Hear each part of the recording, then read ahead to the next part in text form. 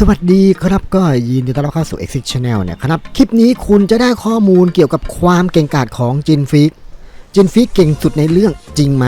จินฟิกนั้นมีความสามารถเน้นอะไรมีเน้นอยู่สายอะไรวางแผนเก่งกว่าพาริสตันหรือเปล่าเมื่อพร้อมกันแล้วก็ไปเริ่มกันเลยดีกว่า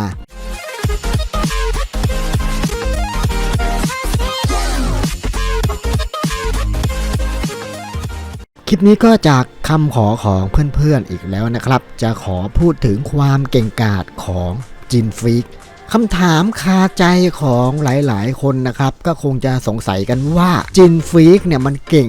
สุดๆหรือว่าเก่งสุดในเรื่องไปเลยหรือเปล่าเหมือนเดิมนะครับคลิปนี้ก็เป็นแค่ความคิดเห็นส่วนตัวของผมเท่านั้น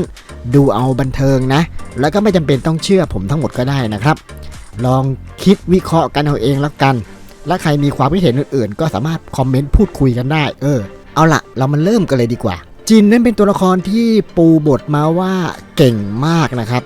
จากปากคำของคนอื่นกอนฟิกเนี่ยที่ตามหาพ่ออย่างจินเนี่ยพอถามถึงจินกับฮันเตอร์หรือว่าคนอื่นๆที่มักจะได้พบเจอนะครับหรือน่าจะรู้จักกับจินคำตอบก็จะได้ประมาณว่าชายคนนี้มันสุดยอดมากเก่งอย่างนั้นอย่างนี้จินจึงเป็นตัวละครที่แทบจะไม่โชว์ฝีมืออะไรเลยนะครับแต่คนก็รู้ว่าเขาเก่งผมว่ามันเป็นความตั้งใจของอาจารย์ผู้เขียนอย่างอาจารย์โทกาชินะครับที่เขียนบ่งบอกความเก่งกาจของจินจากปากคำคนอื่นนะโดยที่จินไม่จำเป็นต้องโชว์ฝีมืออะไรให้เราเห็นเลยก็ว่าได้แต่ก็ทำให้คนเชื่อกันไปแล้วนะครับว่าจินนั้นเก่งจริงๆจะเรียกว่าจินเนี่ยเก่งแบบปากต่อปากก็ได้เอาละเรามาดูคนแรกๆที่พูดถึงจินนะครับจากที่ผมพอจะจำได้เนาะไล่เรียงกันไปเลยนะครับคนแรกผมก็นึกถึงไคโตะนี่แหละครับคนเนี้ยเคยเจอกับกรตั้งแต่กรยังเล็กๆนะเป็นเด็กวิ่งเล่นอยู่ในป่าจะนับว่าไคโตะเป็นคนแรกที่พูดถึงจินให้กรฟังก็ว่าได้นะครับก่อนหน้านี้กรก็คิดว่าจินเนี่ยตายไปแล้วเพราะคุณมิโตะเนี่ยไม่อยากให้กรรับรู้เรื่องของจินครับก็เลยกุเรื่องขึ้นมานะว่าจินนั้นตายไปแล้วนั่นเองคำพูดตรงนี้นี่แหละครับของไคโตะเนี่ยไปจุดประกายให้กรเนี่ยอยากที่จะตามหาจินนะไคโตะนั้นเป็นลูกศิษย์เพียงคนเดียวของจินนะครับเท่าที่ทราบมาคนแบบจินก็คงไม่รับลูกศิษย์อีกแล้วล่ะครับเพราะมันไม่ใช่แนวเขาเลยนะจินได้มาเจอกับไคโตะตอนที่ยังเป็นเด็กๆอยู่นะครับยังลักเล็กขโมยน้อยนะเอาของมาเลี้ยงสัตว์เลี้ยงของเขานะครับเต็มไปหมดเลยจินก็น่าจะถูกใจตรงจุดนี้นะครับก็เลยรับเป็นศิษย์นั่นแหละไคโตะก็ได้แต่บอกว่าจินนั้นเก่งมากครับแล้วก็หาตัวจับยากที่สุดแล้วภารกิจของไคโตะตอนนี้ก็คือตามหาตัวจินให้เจอนั่นเองคนต่อมานะครับก็คือกัปตันเรือตอนที่กรขึ้นเรือนะครับเดินทางจากเกาะปาวานที่จะไปสอบฮันเตอร์ก่อนนั้นก็มีความคล้ายคลึงกับคนคนหนึ่งที่เคยขึ้นเรือมาเมื่อนานมาแล้วนะครับใช่แล้วครับกัปตันนึกถึงจินฟิกนั่นแหละครับพูดให้ถูกก็คือจินเนี่ยเคยขึ้นเรือนี้เมื่อตอนที่ออกจากเกาะไปสอบฮันเตอร์นะครับตอนอายุประมาณ12ปีพอๆกับกรในตอนที่ออกไปสอบฮันเตอร์เหมือนกันนั่นแหละแต่จุดที่แตกต่างกันนะครับก็คือจินในวัย12ปีเนี่ยมีความเก่งกาจเอามากๆเลยนะมากกว่ากรตอนที่อายุเท่ากันเสียอีกทั้งที่จินเนี่ยเราก็เห็นว่าเขาก็ไม่มีอาจารย์สอนอะไรเลยนะครับเขาน่าจะเก่งขึ้นมาจากตัวเขาเองนั่นแหละเท่าที่รู้มาเนี่ยจินก็เป็นแค่เพียงลูกชาวประมงบนเกาะเล็กๆคนหนึ่งนะครับแต่ก็ฉายแววความเก่งกาจบนเกาะแล้วนะที่บอกว่าเก่งเนี่ยก็เพราะว่าจินเนี่ยเป็นคนที่ไปสอบฮันเตอร์ด้วยอายุเพียง12ปีเนี่ยแล้วก็สอบผ่านในรอบนั้นเพียงคนเดียวด้วยนะครับโหดไหมล่ะการสอบครั้งนั้นก็น่าจะเป็นครั้งแรกๆเท่าที่เราเคยรู้มาเลยครับว่ามีเด็กที่อายุเพียงแค่12ปีสอบผ่านฮันเตอร์ได้คนเดียวเป็นคนแรกเลยก่อนหน้านี้ก็อาจจะมีอีกก็ได้นะครับแต่เขาไม่ได้พูดถึงเอาไว้เนาะมิโตะลูกพี่ลูกน้องของจินเนี่ยที่ภายหลังก็เป็นคนเลี้ยงดูก่อนในวัยเด็กของมิโตะกับจินนะครับทั้งสองเนี่ยก็มีกันแค่2คนนะเรียกว่าจินนั้นแทบไม่มีเพื่อนเลยครับมิโตะชอบตามจินไปเล่นอยู่ในป่าอยู่บ่อยๆครับแล้วก็ชอบหลงทางนะหลงเข้าไปลึกครับแล้วก็ไปนั่งแอบอยู่ตรงจุดที่ไม่น่าจะมีใครตามหาเจอคนในหมู่บ้านเนี่ยก็ช่วยกันออกตามหานะครับแต่ก็ไม่เจอและจินนี่แหละครับที่เป็นคนไปเจอมิโตะอยู่ตลอดเวลาเลยนะ เรียกว่าจินจะคาดเดาที่ซ่อนของมิโตะได้ดีครับแล้วก็พามิโตะกลับบ้านได้เสมอต่อมานะครับก็คือผู้คุมสอบรอบแรกของกรนะครับคุณซาทอสชื่นชมผลงานของจินนะครับเพราะว่าเป็นฮันเตอร์พวกแบบโบราณสถานเหมือนกันนะครับตอนแรกคุณซาทอสก็ทำงานนะครับค้นหาเพราะหวังมีชื่อเสียงนั่นแหละแต่พอเห็นงานของฮันเตอร์ท่านหนึ่งแล้วเนี่ยก็รู้สึกอายตัวเองขึ้นมาเลยนะฮันเตอร์คนนี้นะครับใช้ทุนของตัวเองเนี่ยขุดค้นหาอย่างปราณีตโดยคำนึงถึงการสงวนรักษาซากโบราณสถานเอาไว้ด้วยนะครับนอกจากนี้ยังปรับสภาพแวดล้อมเพื่อให้คนทั่วไปเนี่ยสามารถเข้าไปดูได้ด้วยผลงานของฮันเตอร์ท่านนี้นะครับถึงขนาดยกย่องให้เป็นผลงานระดับโลกเลยนะที่ใช้เป็นตัวอย่างสำหรับผู้ทำหน้าที่ดูแลโบราณสถานทั้งหลายนะครับมาจนจบถึงปัจจุบันแน่นอนว่าฮันเตอร์ท่านนี้ก็คือจินฟรีกนี่แหละครับคุณซาทอสไม่เคยได้พบเจอนะแต่สำหรับคุณซาทอสแล้วนะครับจินฟรีกนั้นคือฮันเตอร์ตัวอย่างซาทอสก็ยังฝันที่อยากจะได้เจอหน้าสักครั้งหนึ่งนะอาจจะมีการขอลายเซ็นถ่ายรูปกันก็ได้นะเรียกว่าเป็นการชื่นชมในผลงานนะครับที่เรามักจะไม่ค่อยได้เห็นเลยนะสำหรับจินฟรีกครับว่านอกจากความเก่งกาจในด้านการใช้เน้นแล้วเนี่ยจินฟิกก็ยังมีผลงานชั้นยอดที่เกี่ยวกับสายงานฮันเตอร์โบราณสถานของเขาด้วยครับคนต่อมานะครับก็คือบิสเกตคูเกอร์คนนี้ไม่ค่อยรู้จักจินนะแต่ก็จะได้ยินข่าวล่ำลือนะครับหรือได้ฟังเรื่องของจินจากปากคนอื่นมานั่นแหละก็พอที่จะรู้จักอยู่บ้างบิสเกตเนี่ยบอกว่าอุ๊ยคนนี้นี่ดังเอามากๆเลยนะเธอและคนที่พูดถึงจินให้บิสเกตฟังอยู่บ่อยๆเนี่ยก็เป็นถึงประธานสมาคมฮันเตอร์ไอแซคเนเทโลเลยนะครับคำพูดนี้คือคำชมนะเนเทโลเนี่ยมักจะไม่ค่อยชมใครสักเท่าไหร่ด้วยนะครับเนเทโลเคยบอกว่าจินคือ1ใน5ผู้ใช้เน้นที่เก่งที่สุดจากคำพูดนี้หลายๆคนก็หยิบยกมาอ้างอิงแล้วก็มโนกันไปไกลได้เลยนะครับว่าจินนั้นเก่งเอามากๆเลยหรือจะบอกว่ามันมาจากปากคำของชายที่ได้ชื่อว่าเป็นมนุษย์ที่แข็งแกร่งที่สุดอย่างเนเทโลเลยนะครับ1ใน5นั้นอาจจะวัดแค่จากคนที่เนเทโลเคยเจอมานะครับถ้าเนเทโลเป็นคนพูดเองเนี่ยหรืออาจจะมีการจัดอันดับอื่นๆที่เราไม่รู้จักก็ได้นะแต่ผมคิดว่ามาจากเนเทโลเป็นคนจัดเองนั่นแหละครับเอาละครับคนต่อมาก็คือเลเซอร์เป็นคนที่รู้จักกับจินโดยตรงเลยนะครับเรียกว่าเป็นเพื่อนกันก็ว่าได้เลเซอร์คือ1ใน GM ของเกมที่แพงแสนแพงนะครับแล้วก็หายากเอามากๆอย่างเกมกรีดไอแลนด์ที่จินกับเพื่อนๆเนี่ยร่วมกันสร้างขึ้นมานะครับเลเซอร์ก่อนหน้านี้คืออาชญากรดีๆนี่เองนะทำชั่วมาเยอะฝีมือก็เรียกว่าจัดจ้านในย่านนี้เลยแหละจินเป็นคนที่ไปปราบแล้วก็จับตัวเลเซอร์ได้นะแทนที่จินจะส่งตัวเลเซอร์ให้กับทางการนะครับแต่จินเนี่ยมันกลับถูกใจเลเซอร์ซะงั้นแล้วก็ยอมเป็นเพื่อนกับเลเซอร์ที่เคยเป็นอาชญากรทำให้เลเซอร์เนี่ยคิดได้นะครับแล้วก็กลับตัวในที่สุดจินก็ยังดึงเลเซอร์เนี่ยมาเป็น GM นะให้ช่วยดูแลเกมที่เขาสร้างขึ้นมานั่นแหละครับแน่นอนว่าเลเซอร์ก็ชมจินนะครับว่าจินเนี่ยเป็นคนที่สุดยอดแล้วก็ใจถึงมากๆยอมเป็นเพื่อนกับคนแบบเขาเนี่ยจะบอกว่าจินเนี่ยมันไม่บ้าก็ประสาทแหละที่อยู่ๆมาเป็นเพื่อนกับอาชญากรอย่างเขาตรงจุดนี้นะครับการที่จินจัดการกับเลเซอร์ได้ผมคิดว่าง่ายดายด้วยนะก็นับว่าจินเนี่ยเก่งกว่าเลเซอร์หลายขุมเลยทีเดียวเอาจริงๆเลเซอร์นี่ระดับสมาชิกเงามายาคนหนึ่งได้เลยนะครับไม้ลายมือไม่ธรรมดาทีเดียวคนต่อมาคือฮิโซกะครับคนนี้ไม่ได้พูดชมจินอะไรหรอกครับจะเรียกว่าฮิโซกะนั้นไม่รู้จักจินหรอกแต่คงได้ยินมาบ้างแล้วก็พอจะรู้ว่าเป็นพ่อของกรนั่นแหละครับฮิโซกะมันเป็นคนที่สนใจคนเก่งๆอยู่แล้วมันก็เลยออกตามหาจินอยู่บ้างเหมือนกันนะครับในวันเลือกตั้งประธานสมาคมฮันเตอร์ฮิโซกะมาเลือกตั้งนะครับแต่ไม่ได้มาเลือกตั้งจริงๆหรอกมันมาตามหาจินเที่ยวถามหาจินกับเหล่านักสัตว์คนอื่นๆนะครับฮิโซกะคิดว่ายังไ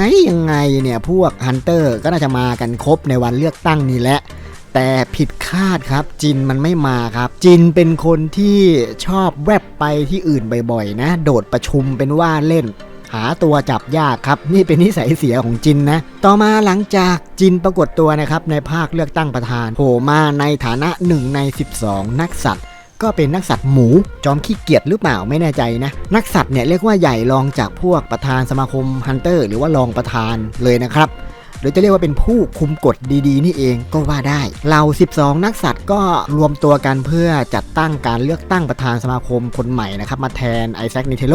จินโชว์การวางแผนนะครับคาดเดาเหตุการณ์ล่วงหน้าแล้วก็จินเป็นคนที่ชอบทำให้คนอื่นๆเนี่ยเคลื่อนไหวไปตามที่ตนเองคาดหวังหรือต้องการเนี่ยจะบอกว่าชอบควบคุมคนอื่นก็ว่าได้การเลือกตั้งเนี่ยจินมันมาก่อนเวลานะครับเพื่อมาเจรจากับบีนเลขาของประธานสมาคมฮันเตอร์จินคาดเดาไว้อย่างแม่นยำนะครับว่าจะมีการจับฉลากเพื่อคัดเลือกวิธีการเลือกตั้งและชิดเดิลนักสัตว์สุนัขนี่แหละครับน่าจะเป็นคนเสนอจินเองก็มีวิธีการเลือกตั้งของเขาเองนะครับที่เขียนมาแล้วก็เอามาให้บีนอ่านถ้ามิสเตอร์บีนนะยอมรับกฎของจินเนี่ยก็ให้บีนนั้นเก็บกระดาษอันนี้ไว้นะครับในวันที่จะต้องจับฉลากจินก็คาดการณ์กันอีกว่าทั้งหมดจะลงความเห็นว่าให้บีนนี่แหละเป็นคนจับเพราะดูจะเป็นกลางสุดแล้วครับหลังจากนั้นให้บีนนะครับแกล้งจับฉลากของจินใบนี้ขึ้นมานะแล้วก็อ่านกฎให้คนอื่นฟังนั่นแหละครับรูปร่างขนาดกระดาษอะไรพวกนี้ก็คาดการเอาไว้หมดนะครับจินก็เลยเลือกใช้กระดาษแบบเดียวกันด้วยละ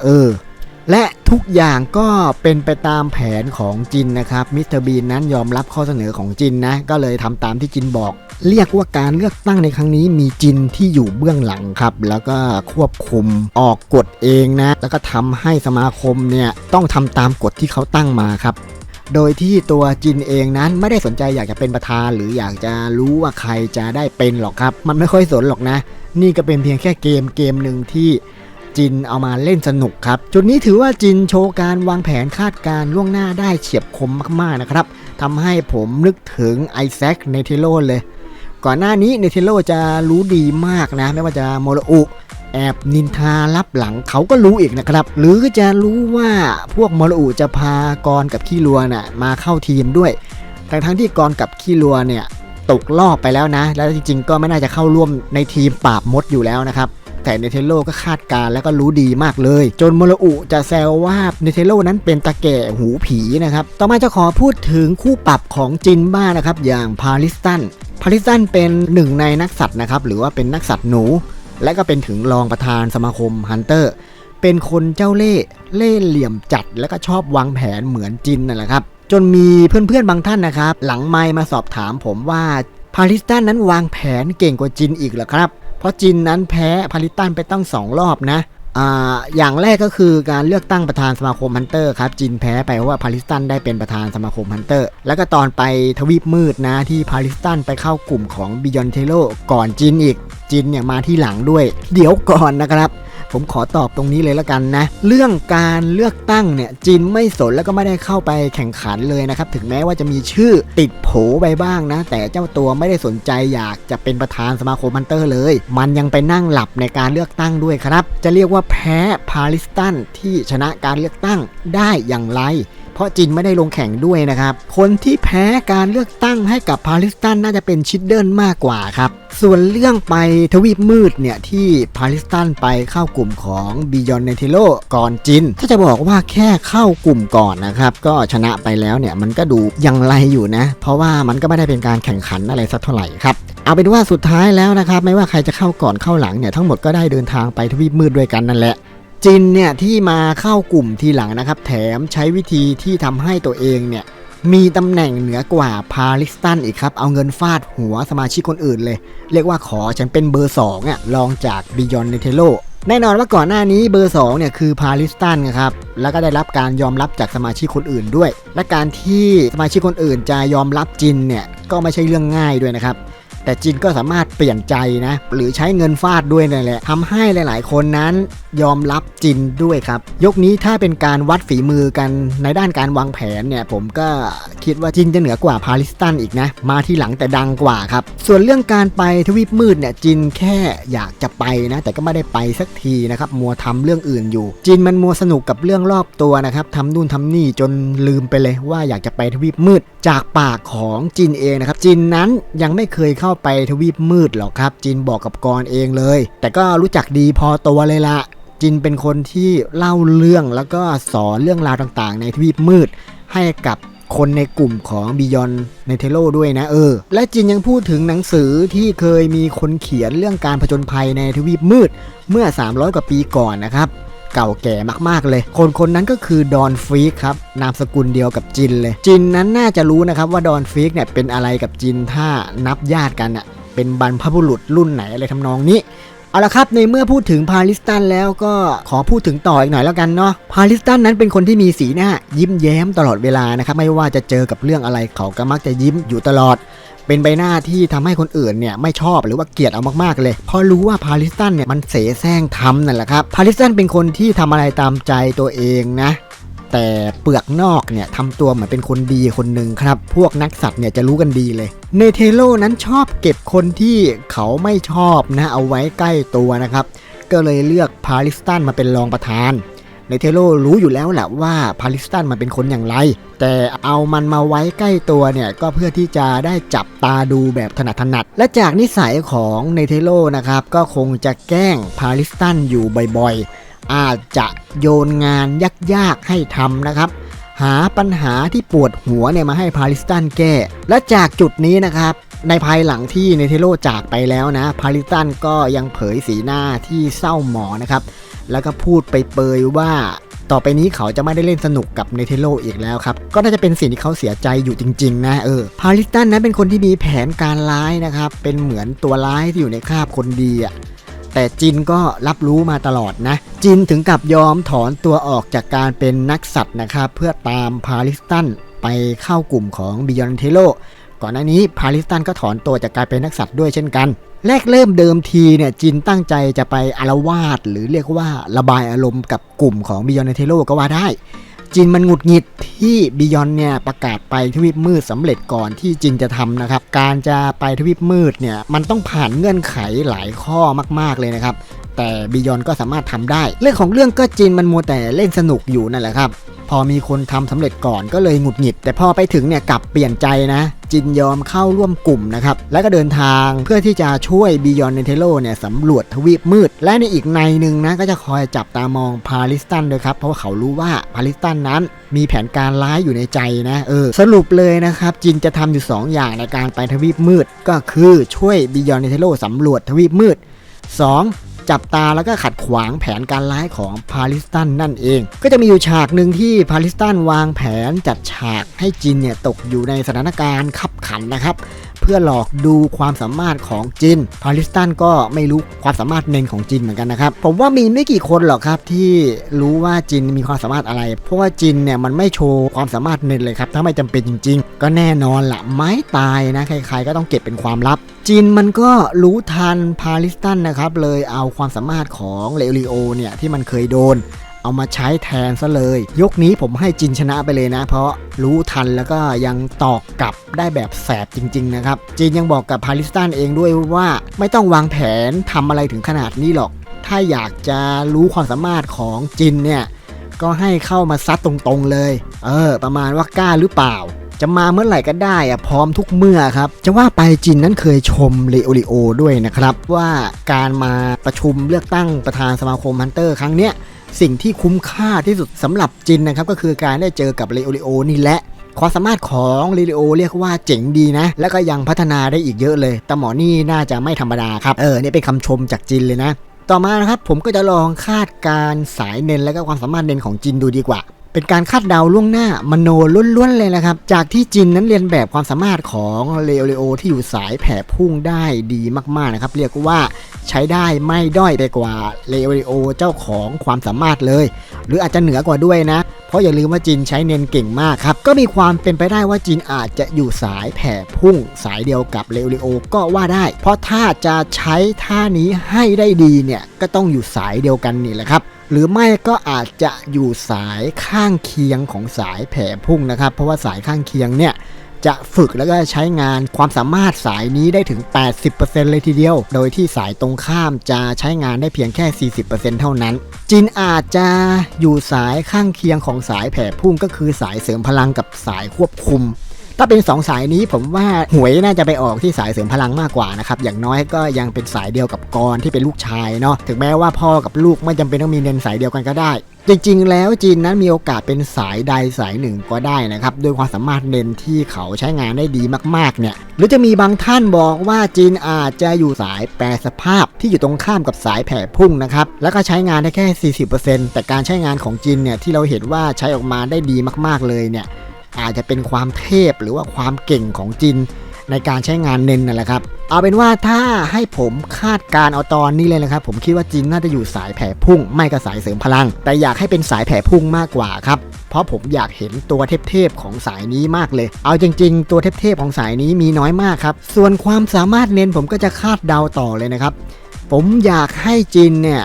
ใช้เน้นในการสร้างสัตว์เน้นอสูรเน้นสัตว์ประหลาดอะไรก็ได้ครับแล้วแต่จะเรียกขึ้นมาเลยและสัตว์เน้นพวกนี้น่าจะโหดเอามากๆเลยนะครับน่าจะมีความสามารถเฉพาะตัวสายแผ่พุ่งเนี่ยจะเป็นสายที่เหมาะที่สุดสำหรับการแยกล่างหรือสร้างสัตว์เน้นอะไรพวกนี้ขึ้นมาครับก็ตัวอย่างเช่นเลเซอร์ที่สร้าง14ปีศาจและแบบควบคุมอัตโนมัติด้วยโกเลอินุนะคนนี้ผมเดาว่าน่าจะอยู่สายแผ่พุ่งครับ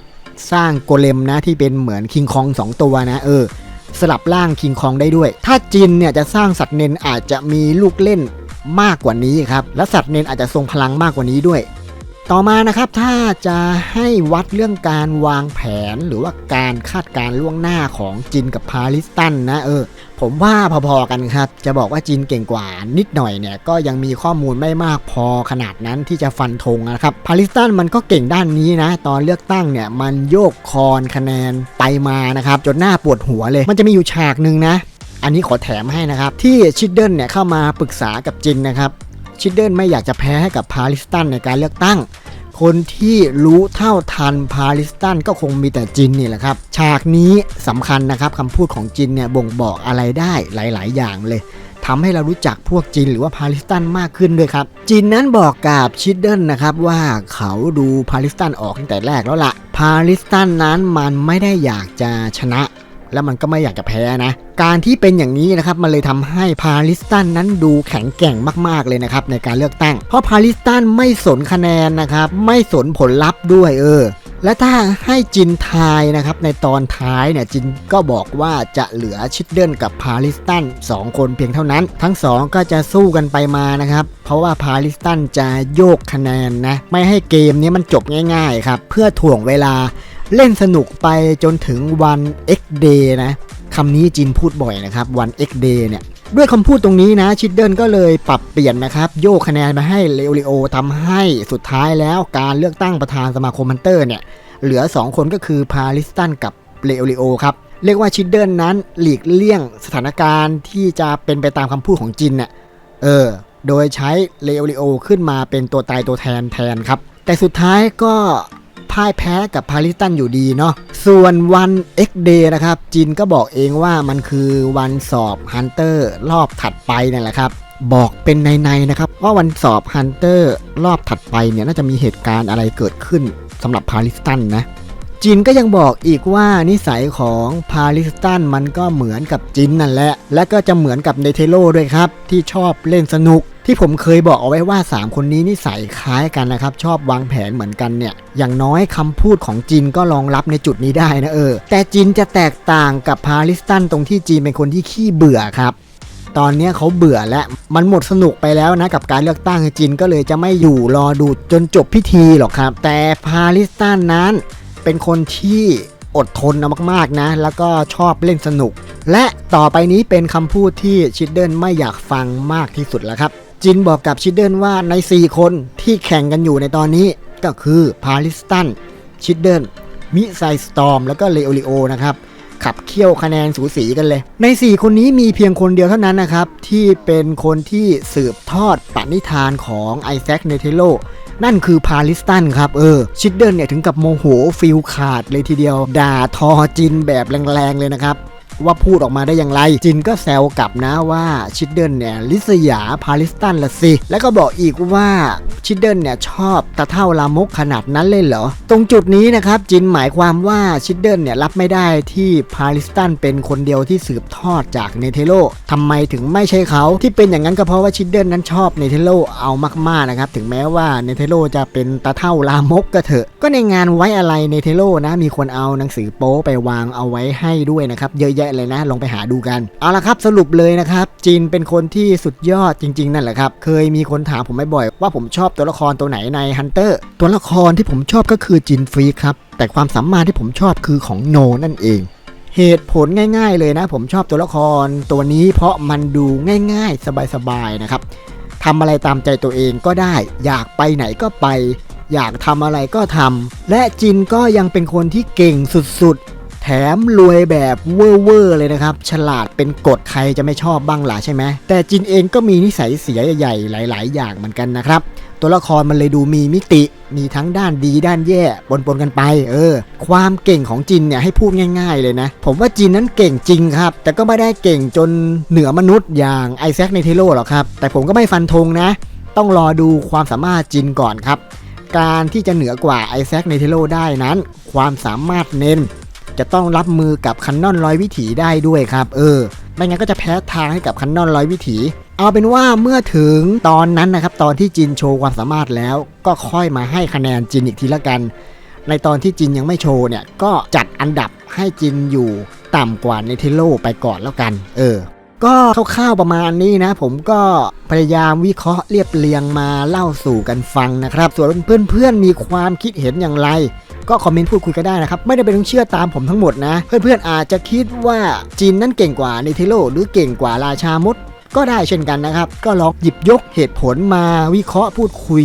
กันดูก็ได้นะส่วนใครอยากให้ผมทำคลิปอะไรอีกก็เข้าไปขอกันได้ที่เว็บบอร์ด v6.com นะผมมีเว็บบอร์ดส่วนตัวด้วยนะครับที่จะเอาไว้รวบรวมสมาชิกฮันเตอร์